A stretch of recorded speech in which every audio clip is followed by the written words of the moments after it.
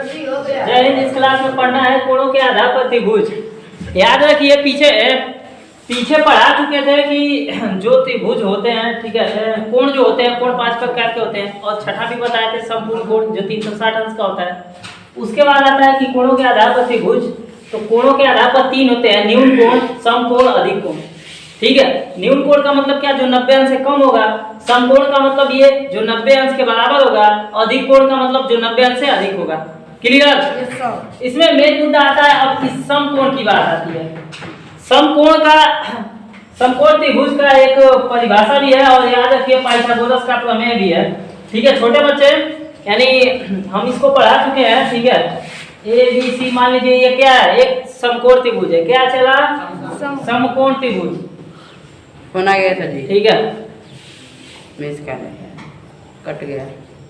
ठीक है, ध्यान से देखिए, समकोण की बात कर रहे हैं तो याद रखिए समकोण आधार, कोई भी चीज जो घर होता है, घर का मेन हिस्सा क्या होता है, आधार होता है, या निचला हिस्सा आधार कहलाता है। सेम समझिए कि ये एक घर है, अभय का घर है। ठीक है, ध्यान से देखो तो ये इसका क्या कहलाएगा, आधार, जो सीधा सीधा खड़ा है। मान लो हम ऐसे खड़े हैं तो हमारा आधार क्या हो जाएगा, नीचे पैर का हिस्सा आधार हो जाएगा। खड़े हैं तो लंब, और ऐसे ये झुकाव जो बनेगा, यानी इस प्रकार का सीढ़ी, वो क्या कहलाएगा। मान लो हमारे सिर पे चढ़ना है तो ऐसे सीढ़ी लगा कर ट्रैक्टर पे चढ़ जाना। ठीक है, तो ये सब शांत हो जाइए। देखिए इसमें जो सीढ़ी टाइप का रहेगा वो कोण होगा, और जो सीधा एकदम रहेगा वो लंब, और ये आधार। इसके संबंध में पाइथागोरस का प्रमेय है, क्या है कि कोण का स्क्वायर बराबर लंब का स्क्वायर धन आधार का स्क्वायर।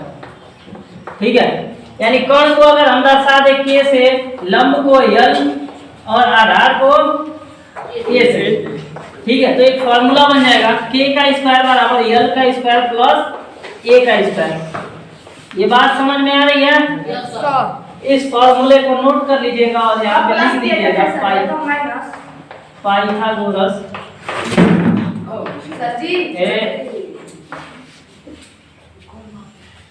एक सवाल बोले हैं, ठीक है ना, चलिए ना, एक सवाल बोले हैं कि एक समकोण त्रिभुज ABC में AB बराबर 3 सेंटीमीटर, BC बराबर AC बराबर 4 सेंटीमीटर, तो BC का मान ज्ञात कीजिए। भाई साहब BC क्या है बताओ? कण है ना, तो ध्यान से देखो, BC का स्क्वायर बराबर, यानी एक तरह से बोला जाए कण का स्क्वायर बराबर क्या हो जाएगा, लंब का स्क्वायर, यानी AC का स्क्वायर प्लस AB का स्क्वायर, आधार का स्क्वायर। ठीक है, अब ध्यान से देखिए AC का मान कितना है, 4 है कि नहीं है। AB का मान 3 का स्क्वायर करिए, 4 चौको 3 तिहाई 9, 16 9 25। ये BC का स्क्वायर है ना, तो वर्ग और वर्गमूल में पढ़ाए हैं कि BC बराबर ये अंडर रूट में हो जाएगा 25, 25 का वर्गमूल निकलेगा तो 5 सेंटीमीटर, यानी BC की लंबाई आ जाएगी 5।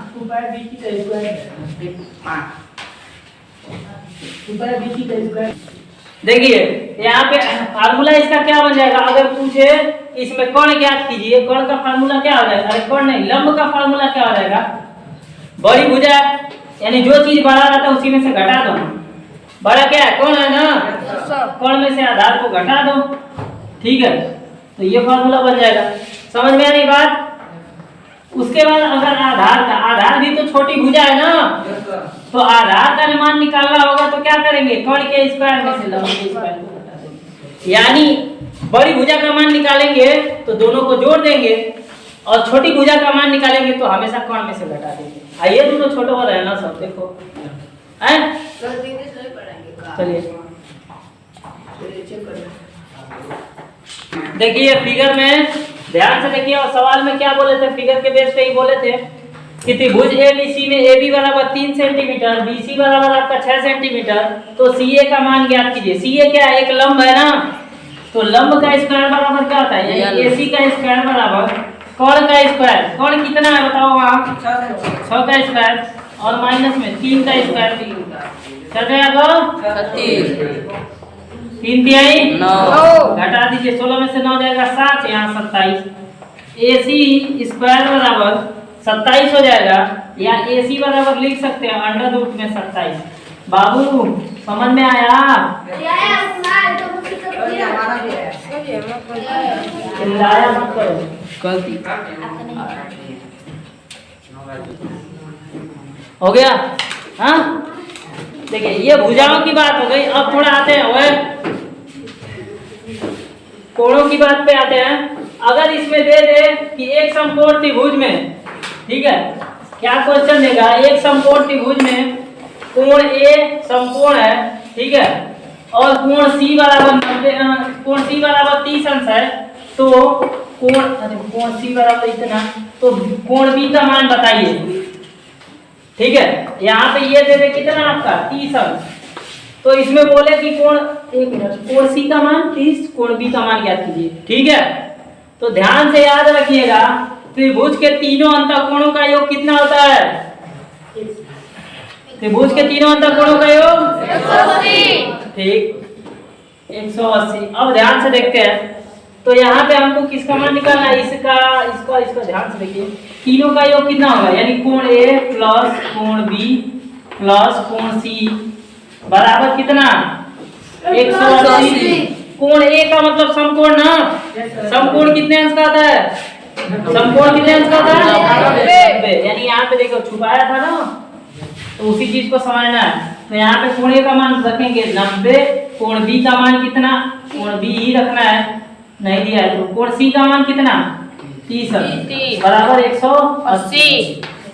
9 3 12 120 प्लस कोण बी बराबर 180। हाँ, कोण बी बराबर अगर निकालें तो 180 माइनस कितना आ जाएगा?